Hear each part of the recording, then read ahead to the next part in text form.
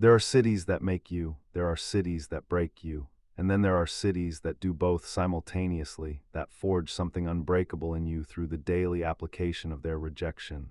Port Arthur, Texas was that kind of city for Janis Joplin. It gave her everything she needed to become extraordinary, and it gave her none of what she needed to survive it. And when she came back, carrying a fame that had changed everything except the thing she most wanted changed, the encounter between Janis Joplin and her hometown became one of the most quietly devastating moments in the history of American music. The year was 1970. She was 27 years old. She had been on the cover of magazines. She had stopped 40,000 people cold at Monterey. She had performed at Woodstock. By every external measure available, she had. She had left Port Arthur as the girl nobody wanted, and she had returned as someone the entire world was talking about. And Port Arthur looked at her and saw the same girl it had always seen. The one who was too loud, too raw, too strange, too everything. What happened that night at a reunion that was supposed to be a triumph and became something far more human and painful is a story about the one wound that fame cannot heal. About the specific need to be seen by the people who first refused to see you, about what it costs to go back, and about what Janis Joplin discovered in a gymnasium in southeastern Texas about the distance between success and belonging. Port Arthur in the 1940s and 1950s was a city defined by its function. Oil refineries lined the Gulf Coast horizon. The air carried sulfur and salt and the residue of industry. Into this city on January 19, 1943, Janis Lynn Joplin was born, the eldest child of Seth and Dorothy Joplin. Seth was an engineer at Texaco, a quietly intellectual man who read philosophy and listened to classical music and passed something of his interior curiosity to his eldest daughter. Dorothy was organized and warm, a woman who ran a household with careful competence and who worried with increasing frequency about the eldest child who seemed constitutionally incapable of fitting into the world the family occupied. Janis was curious in ways that exceeded what her environment could accommodate. She read voraciously. She drew and painted with genuine talent. She asked questions her teachers found inconvenient. She had opinions she expressed without the apologetic softening that girls in Port Arthur in the 1950s were expected to apply to everything they said. She was not performing rebellion, she simply was who she was, fully and without calculation, and who she was did not match what Port Arthur needed her to be. The social consequences arrived early and stayed. She was called ugly directly, repeatedly, by peers who understood that physical appearance was the most efficient lever for causing damage. She had acne, she dressed wrong, she laughed too loudly, she held her opinions too firmly. Together, these things made her an outcast with the thoroughness that only adolescent social systems achieve, completely, apparently permanently, with the casual cruelty of people who do not understand themselves as cruel because everyone around them is doing the same thing. She ate lunch alone. She walked the hallways of Thomas Jefferson High School in the particular invisibility of the person who has been designated as outside, and she carried this with a complexity that resisted simple description. She was hurt by it genuinely deeply in ways that did not go away, and she was also in some chamber of herself that the hurt could not reach, developing something in response to it, a voice, a refusal to become less than what she was simply because what she was inconvenienced people. She discovered the blues, Bessie Smith, Lead Belly, Big Mama Thornton. Music made by people who also knew exclusion, who had taken that exclusion and transmuted it into something that could move people who had no idea what had produced it. She started singing, and the voice that came out of her was the voice that Port Arthur had been building without knowing it was building anything at all. She left Port Arthur 3 times before she left for good, first to Austin at 19, then to San Francisco in 1963, following an instinct and the desperation of someone who had run out of closer options. San Francisco was assembling the ingredients of a counterculture. Janis found her people there, musicians, artists, the expelled and the searching. She sang in bars and coffeehouses. She developed, but the early San Francisco years also nearly broke her. The drinking that had begun as social lubrication became something more structural. Friends who knew her in that period describe a person who was extraordinary and in serious danger simultaneously. She went back to Port Arthur in 1965, a genuine attempt, an effort to try the life that had been prescribed for her. She enrolled at Lamar University. She got briefly engaged to a man from her hometown. She wore the right clothes and tried to become a version of herself that Port Arthur could accept. It could not work. The compromise required was too total, required the abandonment of the very thing that made her who she was. When the invitation came to join a band called Big Brother in the holding company in San Francisco, she left Port Arthur for the last time as a private person. The next time she came back, she would be famous. The Monterey International Pop Festival, June 1967. She walked onto a stage in front of 40,000 people who did not know her name and left with a fame that would not diminish for the rest of her life. Cheap Thrills went to #1, Woodstock, the constant touring, the constant giving, the constant excavation of emotional reserves that needed more replenishment than the schedule allowed.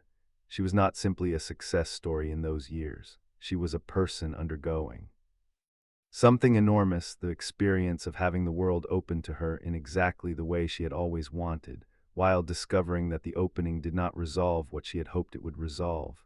Fame gave her stages large enough to hold what she had to give.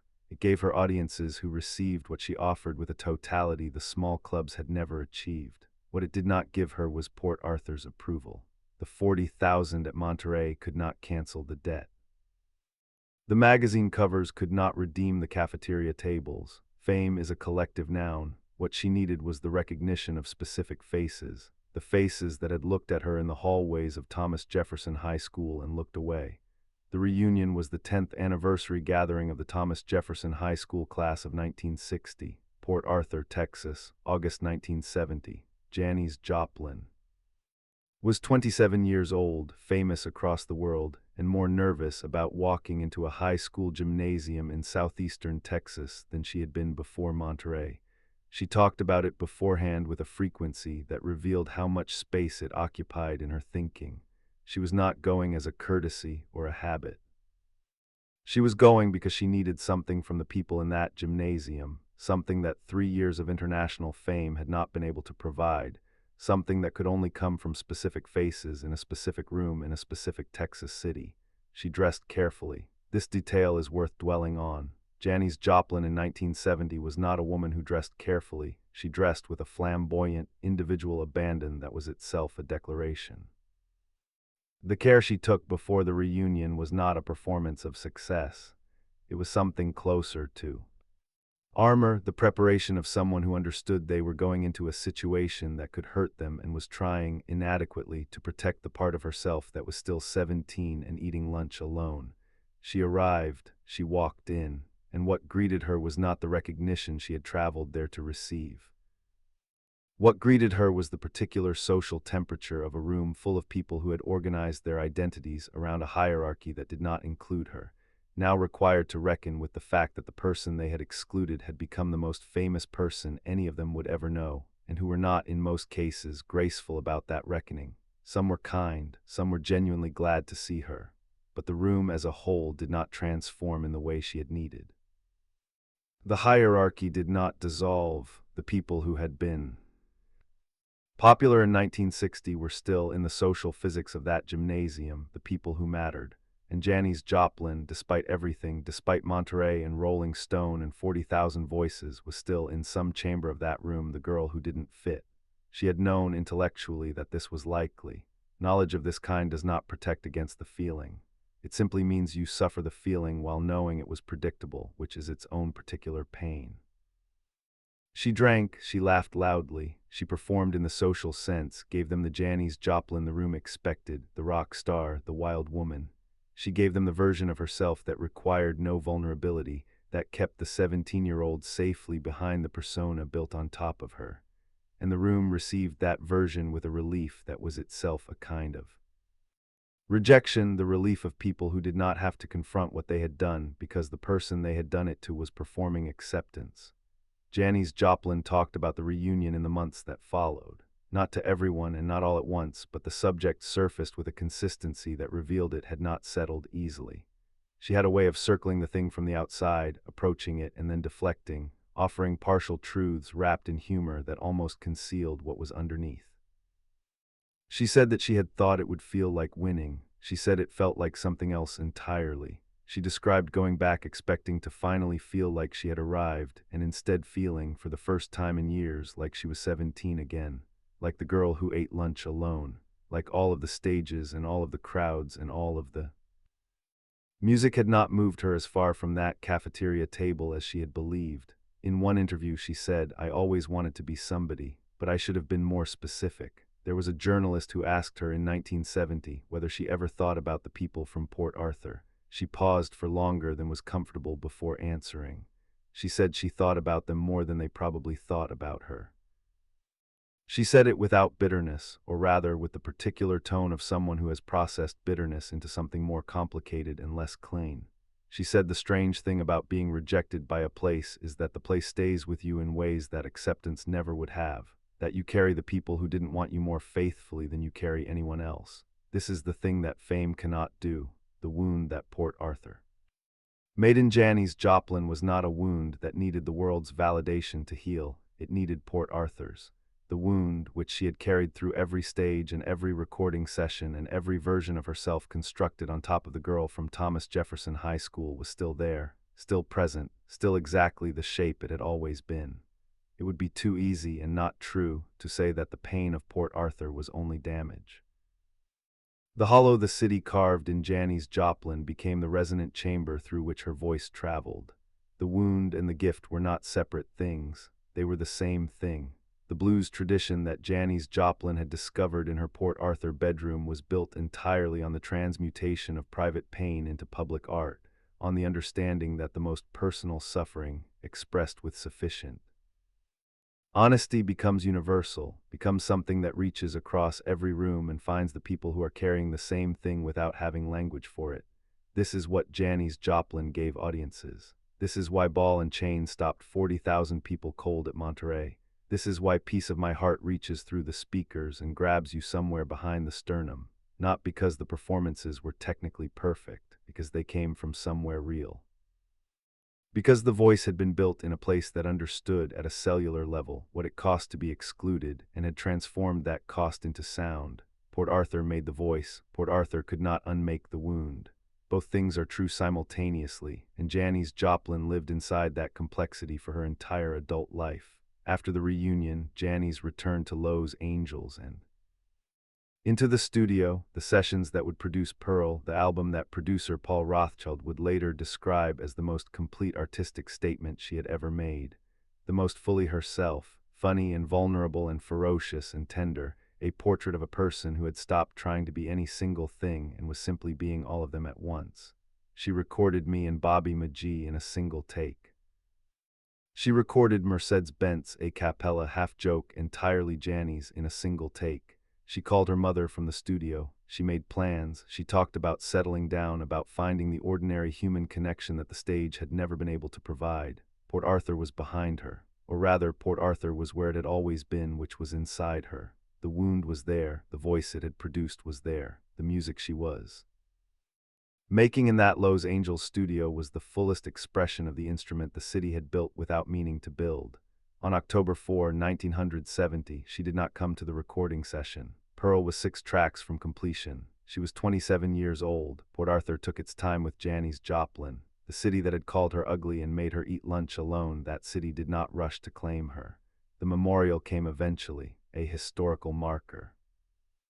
A museum exhibit, an annual birthday celebration that draws visitors from across the country, people who come to stand in the place where the voice was formed.